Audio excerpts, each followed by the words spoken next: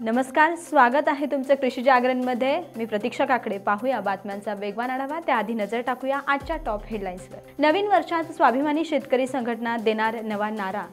वीज ग्राहकांना दरवाढीचा झटका। महावितरण 375 कोटी वसूल करणार। जलजीवन मिशन कासवगतीने नागरिकांची पाण्यासाठी पायपीट। शेतकऱ्यांच्या फळपीक विम्याचे पैसे 3 जानेवारीपूर्वी अदा करा, धनंजय मुंडे। द्राक्ष दर दबावात, शेतकरी अडचणीत। पाहूया या संदर्भात सविस्तर बातमी।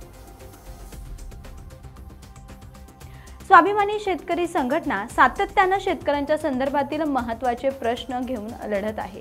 तर तुम्ही बघू शकता, नवीन वर्षात स्वाभिमानी शेतकरी संघटनेने आता नवा नारा देणार आहे। 1 जानेवारीपासून महाराष्ट्रात स्वाभिमानीचा नारा सातबारा कोरा हे नवीन अभियाने स्वाभिमानी शेतकरी संघटना नववर्षापासून राबवणार आहे।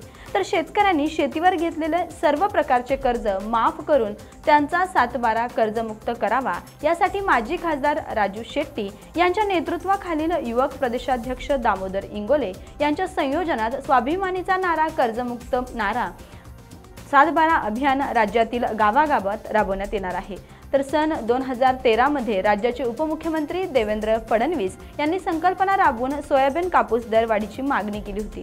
आता त्यांना त्याप्रमाणे दर द्यावी अशी मागणी देखील यावेळी करण्यात येणार आहे। आणि यासोबतच या अभियानाची सुरुवात 1 जानेवारी 2024 रोजी करणार असल्याची माहिती स्वाभिमानी शेतकरी संघटनेचे युवक प्रदेशाध्यक्ष दामोदर इंगोले यांनी सांगितले।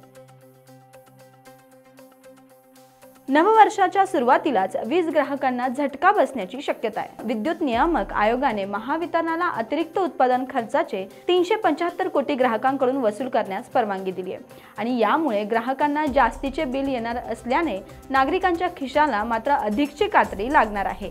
इंधन संयोजन शुल्काच्या नावाखाली श्रेणीहाय ग्राहकांना 10 ते 70 पैशापर्यंत प्रति युनिटसाठी अधिकचे पैसे आता मात्र मोजावे लागणार आहे। हे शुल्क पुढील 10 महिने ग्राहकांना द्यावे लागणार आहे।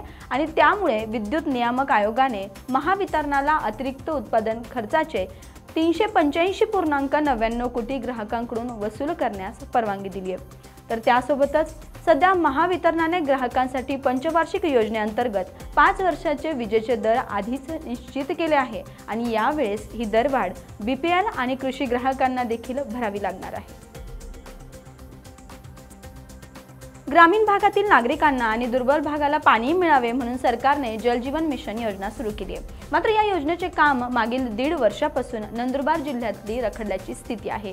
यामुळे नागरिकांना आणि महिलांना पाण्यासाठी पायपीट करावं लागत असल्याचं चित्र तुम्हा सर्वांना आपल्याला पाहायला मिळतंय।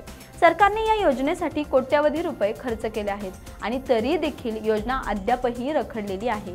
राज्यभरात जलजीवन मिशनचा नारा देत सरकारने ही योजना सुरू करत योजनेचे उद्घाटन केले होते। आणि त्यासोबतच नंदुरबार जिल्ह्यात या योजनेचे उद्घाटन करून 1.5 वर्ष झाले आहे, तरी देखील योजना आजच्या स्थितीत रखडलेली आहे।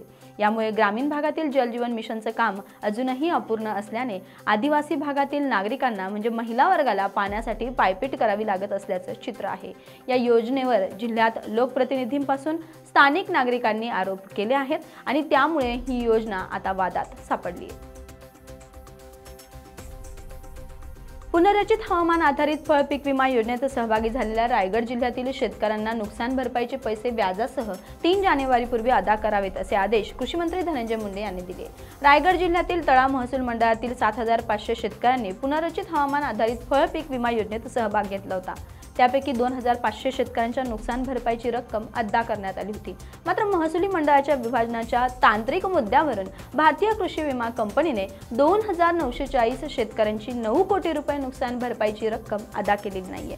त्या संदर्भात महिला व बालविकास मंत्री आदिती तटकरे यांच्या पुढाकाराने मंत्रालयात कृषी मंत्री मुंडे यांच्या दालनात बैठक झाली आहे। आणि या बैठकीत मंत्री आदिती तटकरे, आमदार अनिकेत तटकरे, कृषी आयुक्त प्रवीण मेडाम दूरदृश्य संवाद प्रणालीद्वारे सहभागी झाले होते। तसेच भारतीय कृषी पीक विमा कंपनीचे विभागीय व्यवस्थापक MS सावंत, कृषी विभागाचे अधिकारी उपस्थित होते। यावेळी मंत्री तटकरे यांनी कोकणातील इतर जिल्ह्यांमधील रायगड जिल्ह्यात फळपीक विम्याच्या हप्त्याची रक्कम मोठी असल्याकडे लक्ष वेधले आणि त्यावर कृषी मंत्री धनंजय मुंडे यांनी पुढील हंगामात हप्त्याची रक्कम सर्वत्र समान करण्याची सूचना कृषी आयुक्तांनी दिली आहे। नैसर्गिक आपत्ती, पाणी टंचाई आणि मान्सूनोत्तर पावसाच्या संकटातून यंदाचा द्राक्ष हंगाम सुरू झालाय। अवकाळीमुळे द्राक्षाचे मोठ्या प्रमाणात नुकसान झाल्याचे चित्र आपल्याला पाहायला मिळते। सध्या द्राक्षाला प्रति किलो 30 रुपयांपासून 45 रुपये असा दर मिळताना आपल्याला पाहायला मिळतोय। नोव्हेंबरच्या शेवटच्या आठवड्यात मान्सूनोत्तर पावसामुळे द्राक्षाचे मोठ्या प्रमाणात नुकसान झाले, त्यातच धुके, ढगाळ वातावरणाचा फटका मात्र द्राक्ष पिकांना बसलाय।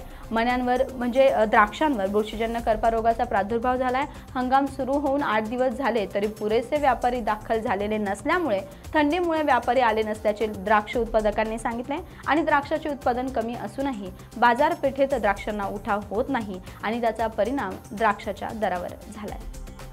तर बुलेटिनमध्ये वेळ झाली इथेच थांबण्याची। तसंच कृषीच्या वेगवान बातम्या पाहण्यासाठी आणि नवनवीन व्हिडिओ पाहण्यासाठी कृषी जागरण मराठी चॅनलला सबस्क्राइब करायला मात्र विसरू नका। नमस्कार।